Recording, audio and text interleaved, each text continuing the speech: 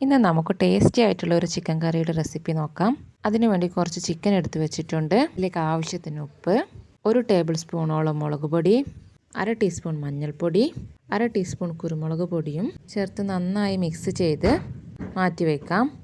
ഒരു പാത്രം അടുപ്പത്ത് വെച്ച് ഇപ്പം വെളിച്ചെണ്ണ ഒഴിക്കണം.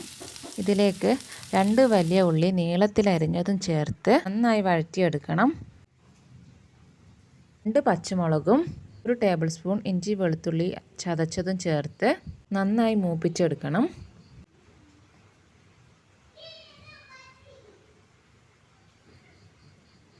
ഇതിലേക്കൊരു തക്കാളി അരിഞ്ഞതും കൂടെ ചേർത്ത് നന്നായി വഴറ്റിയ ശേഷം അല്പം വലിയ ജീരകവും 1 ടേബിൾ സ്പൂൺ മല്ലിപ്പൊടിയും 1 ടേബിൾ സ്പൂൺ മുളക് പൊടിയും ചേർത്ത് പച്ചമണം മാറുന്നത് വരെ നന്നായി മൂപ്പിച്ചെടുക്കണം.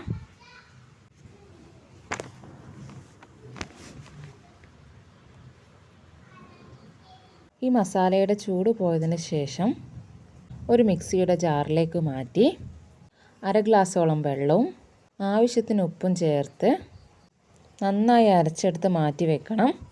അതേ പാത്രത്തിൽ തന്നെ വളരെ കുറച്ച് മാത്രം എണ്ണ ഒഴിച്ച് നേരത്തെ മാറ്റി വെച്ച ചിക്കൻ എണ്ണയിലേക്ക് ഇട്ട് കൊടുത്ത് 10 മിനിറ്റോളം കൊത്തി വെച്ച് വേവിക്കണം.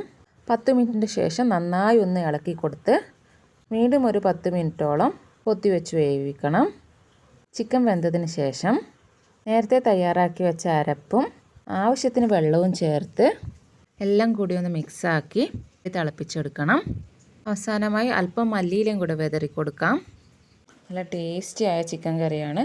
എല്ലാവരും ട്രൈ ചെയ്ത് നോക്കണേ.